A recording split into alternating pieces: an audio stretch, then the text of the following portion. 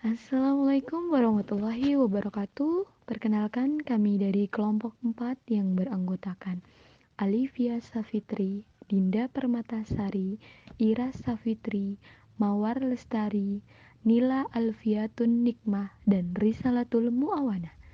Di sini kami akan membawakan materi yang berjudul Jasa-jasa selain audit yang bisa diberikan kantor akuntan publik.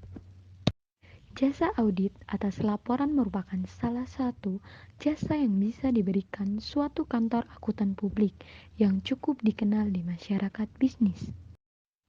Jasa-jasa yang bisa diberikan kantor akuntan publik meliputi internal audit, manajemen audit, special audit, limit review, penyusunan sistem akuntansi, accounting service, kompilasi laporan keuangan, konsultasi pajak, konsultasi manajemen, recruitment service, dan in-house training.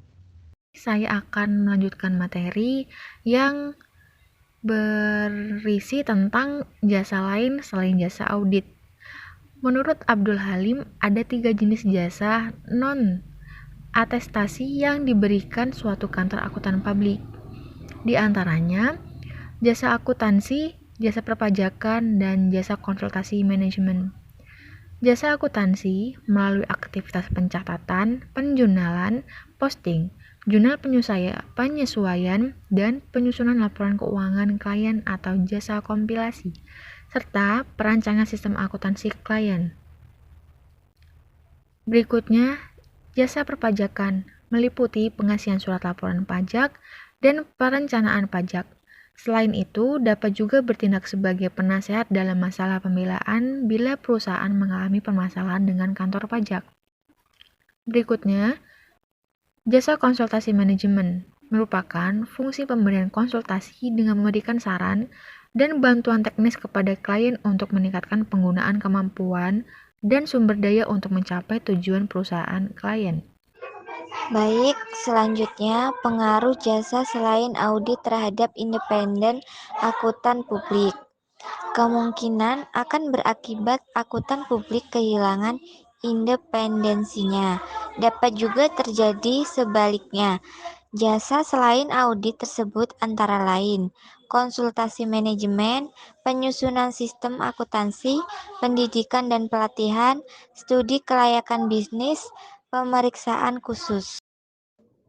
Profil kantor akuntan publik. Akuntan publik merupakan profesi pendukung kegiatan suatu entitas, baik yang berorientasi laba maupun yang tidak berorientasi laba. Oleh karena itu, akuntan publik wajib memutakhirkan kompetensi dan meningkatkan profesionalisme agar dapat memenuhi kebutuhan para pengguna jasa. Namun, kemungkinan terjadinya kesalahan baik disengaja maupun tidak disengaja dalam pemberian jasa akuntan publik selalu akan tetap ada, karena akuntan publik juga manusia yang tak luput dari kesalahan dan kesilapan. Kantor akuntan digolongkan menjadi 2, yaitu yang pertama, kantor akuntan besar adalah kantor akuntan yang telah melaksanakan audit perusahaan go public. Yang kedua, kantor akuntan kecil adalah kantor akuntan yang belum melaksanakan audit pada perusahaan go public. Profesi akuntan publik akhir-akhir ini menunjukkan perkembangannya karena makin meningkatnya kesadaran masyarakat usaha akan pentingnya jasa akuntan dan semakin tumbuhnya usaha-usaha swasta. Di samping itu, perkembangan profesi akuntan publik juga didorong dengan adanya peraturan-peraturan pemerintah. Perusahaan yang akan mengadakan emisi go public di pasar modal salah satunya syarat yang harus dipenuhi adalah laporan keuangannya harus sudah diperiksa oleh akuntan publik 2 tahun berturut-turut dengan pendapat wajar tanpa pengecualian. Materi yang selanjutnya, pengaruh profil kantor akuntan publik terhadap independensi akuntansi publik. Kantor akuntan kecil memiliki resiko kehilangan independensinya yang lebih besar dibandingkan kantor akuntan besar. Baik, Di sini saya akan melanjutkan dari Mbak Mila. Pengaruh lama hubungan audit terhadap independensi akuntan publik.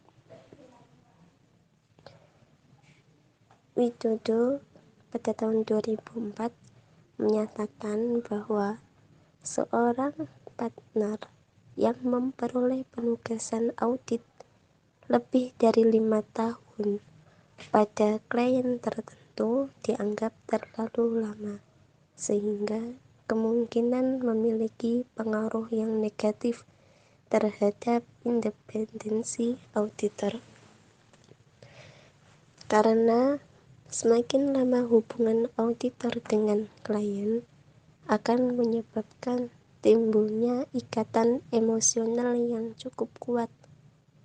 Jika ini terjadi, maka seorang auditor yang seharusnya bersikap independen dalam memberikan opininya menjadi cenderung tidak independen. Terima kasih. Cukup sekian presentasi dari kelompok kami. Kurang lebihnya mohon maaf. Kami akhiri. Wallahul muwaffiq ila aqwamit thoriq. Wassalamualaikum warahmatullahi wabarakatuh.